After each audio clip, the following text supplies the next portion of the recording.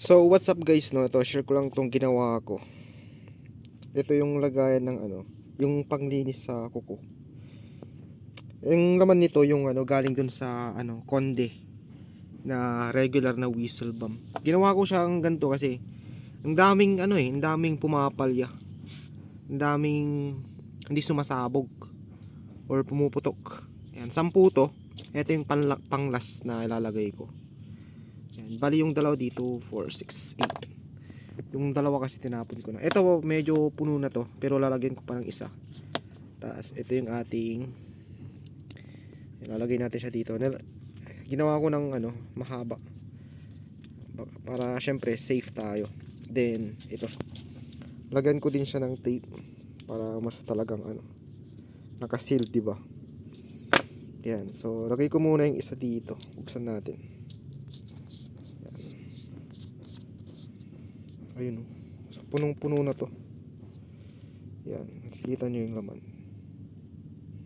Isa na lang to. Nandiyan na sa nandito na siguro to. Ang daming pumapala sa Conde, no? Nabili ko to kay Ma'am Rosalie, 100 pieces. Yan, Conde to. Pero nag-rebrand sila ata, pinalitan yung pangalan. Duke na. Kahit dun sa sa Quitis nila, no? Yung Big DK Premium ata yun. Ang dami ding pumapala dun eh. So ang pangit na ng Conde ngayon, di ba?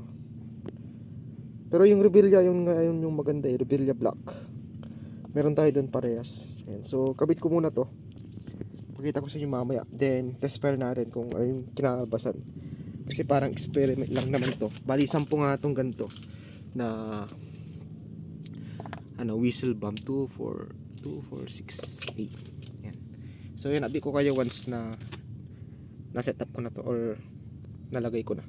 So ito na yung kinalabasan. Yan, binalot ko na rin siya. Ang haba ng yung pabilo. Yan, para safe syempre.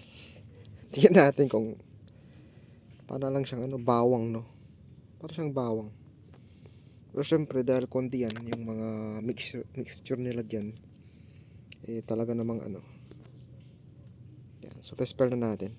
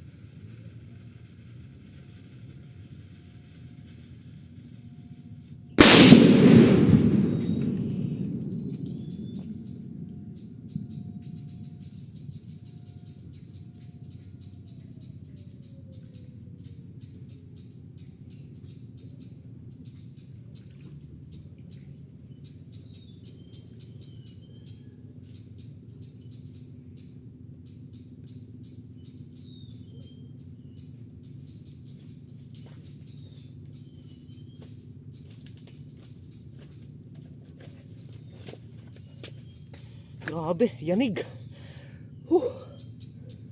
Solid. Lakas talaga pag guys, Conde, no. Yung nila kasi iba kasi yung yung mixture nila dun sa yan grabe nauka yan.